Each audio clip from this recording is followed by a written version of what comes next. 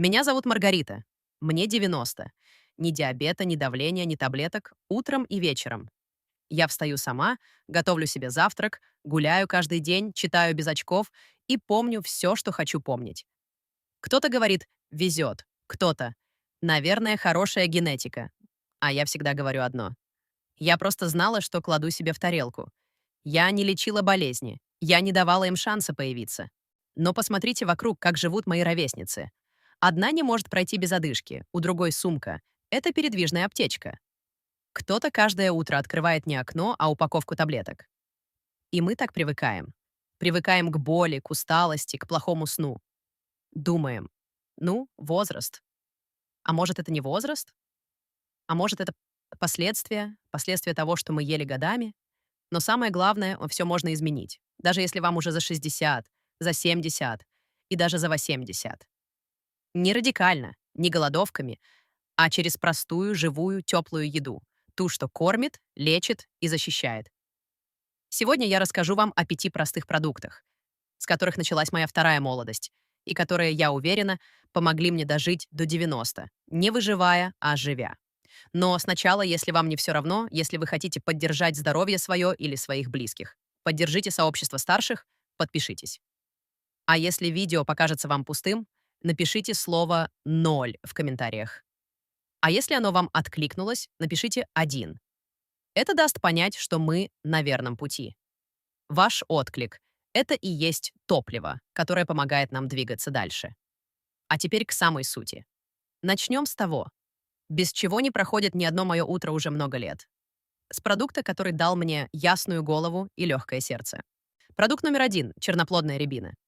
Маленькая, терпкая, но делает больше, чем целая полка таблеток. Я начала есть ее лет 30 назад. Не потому что было модно, а потому что подсказала соседка. Она, кстати, была фельдшером на пенсии. Сказала, если хочешь, чтобы сосуды были как у молоденькой, заваривай рябину. Много не надо, но каждый день. Я сначала скептически отнеслась. Ну, подумаешь, ягода. Но попробовала. Заварила горсть сушеной рябины в термосе, настояла пару часов и стала пить по полстакана в день. Не каждый день, но регулярно. А потом стала замечать странное. Голова перестала наливаться тяжестью, руки стали теплыми даже зимой. И самое удивительное — давление выровнялось. Раньше бывало, как поднимется, так хоть ложись. А тут ровно, тихо, как часы. Черноплодка — ягода особенная. В ней столько пользы, сколько в аптеке не купишь. Антоцианы — это такие природные красящие вещества, темные, почти черные. Именно они защищают сосуды, улучшают приток крови к глазам, к мозгу. А если коротко, они делают нас живее. И вот история. Моя подруга Анна Павловна, мы с ней на пенсию почти вместе вышли. Ей было тогда 74. Все жаловалась, кружится голова, особенно с утра. Говорила, как будто плыву в комнате. А еще постоянно мерзли руки. Врач сказал, сосудистая слабость, возрастное. Назначил таблетки, но она их плохо переносила. Я ей сказала, ты попробуй рябину. Принесла ей баночку сушеных ягод, рассказала, как заваривать. Через пару месяцев встречаю ее в парке, и она, как ни в чем не бывало, машет мне с другой стороны аллеи. Говорит, «Маргарита, я снова хожу одна, без страха. И пальцы у меня теплые, как раньше. Даже шапку зимой не всегда надеваю». Вот вам и ягода. Не экзотика, не импортная, а наша родная черноплодная рябина. Как ее готовить? Заварить в термосе на 2-3 часа, пить как компот. Можно добавлять в кашу, сушеную или свежую. Или в компот из яблок. Но без сахара. Главное, не разово, а регулярно, понемногу, без фанатизма. Если у вас тоже бывают скачки давления, холод в пальцах, тяжесть в голове, просто попробуйте. Рябина работает не резко, а мягко, как будто возвращает в тело порядок. А если вы уже знакомы с этой ягодой, напишите в комментариях слово «сила». Если еще нет, напишите «возьму на заметку». Это наш способ понимать, что мы не зря здесь говорим, что вы слышите. Продукт номер 2 — иван-чай. Трава, что возвращает покой. Когда я была молодой, иван-чай пили во многих домах и семьях, особенно в нашей деревне. Он стоял у бабушек на полках в 3-литровых банках. Его заваривали как обычный чай, только вкус был мягче, а после него не было ни горечи, ни тревоги. Потом про него забыли. Магазины заполнили коробки с ароматизаторами, а Иван-чай стал немодным. Но лет 20 назад я к нему вернулась.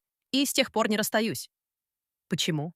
Потому что он делает ровно то, что так нужно с возрастом.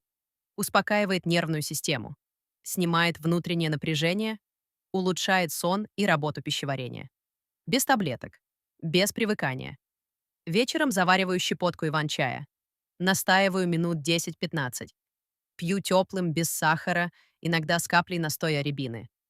После него тело расслабляется, мысли утихают, и я засыпаю спокойно, без тревожных снов, без пробуждений. У меня была знакомая. Мы с ней часто пересекались в библиотеке. Она жаловалась, что к вечеру у нее сердце начинает скакать, как она говорила. Пульс учащается, тревожно на душе, и от этого не спится. Таблетки ей не помогали, только отнимали силы. Я ей однажды налила в термос иван-чай и сказала: «Попробуй вместо черного хоть один вечер».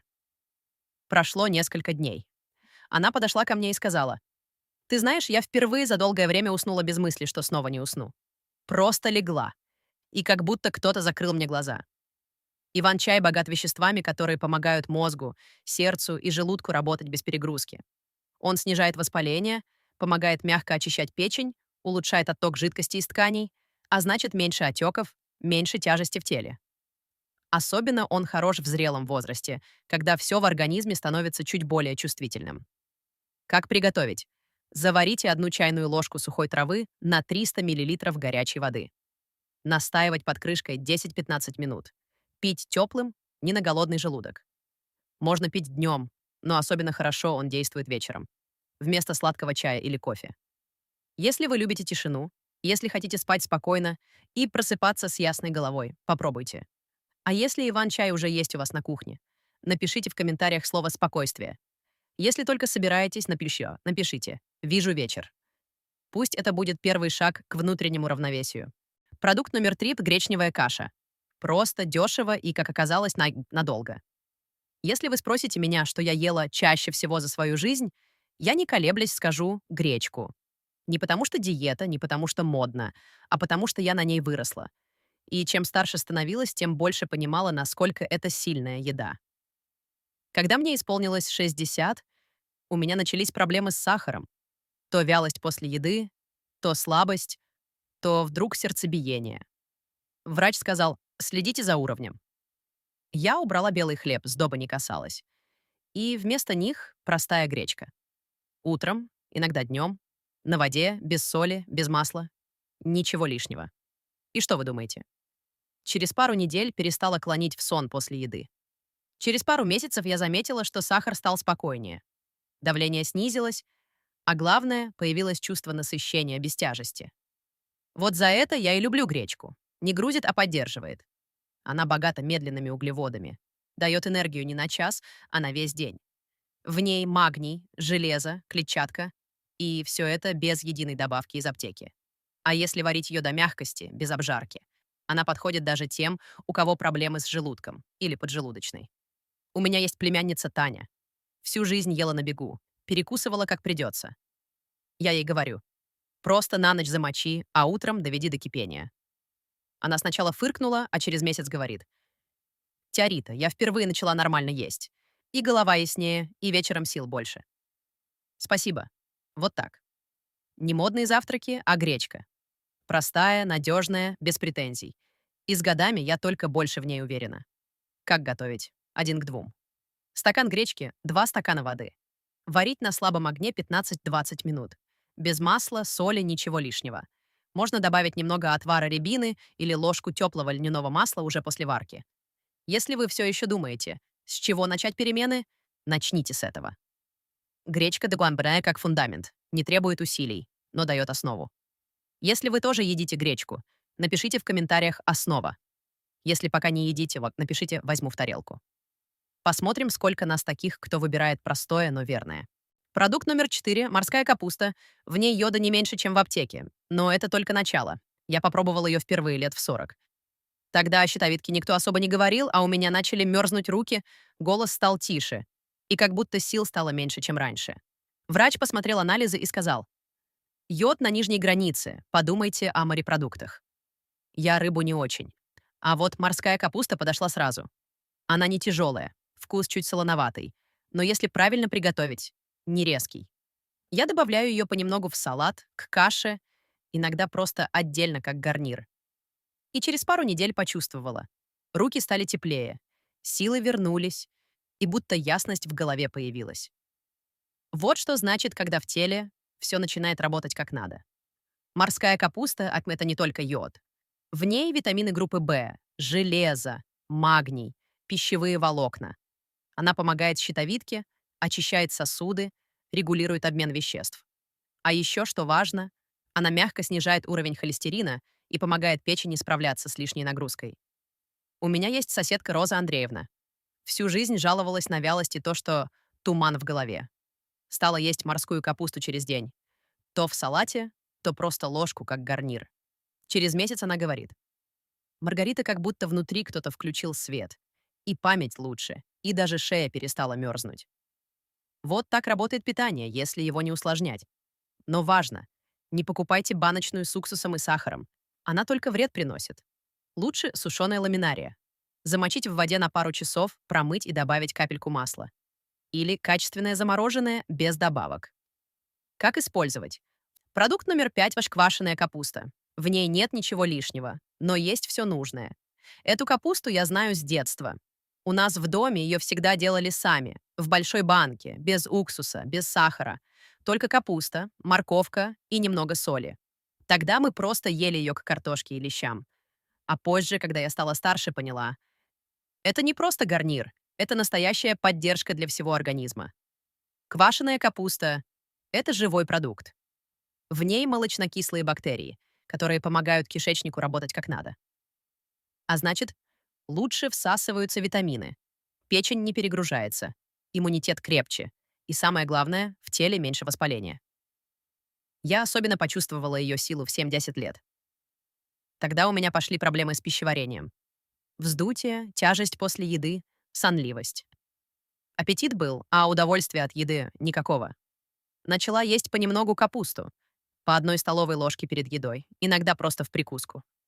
Через пару недель легче, а через месяц как будто все внутри стало работать тише и дружнее. И аппетит вернулся, и настроение стало ровнее.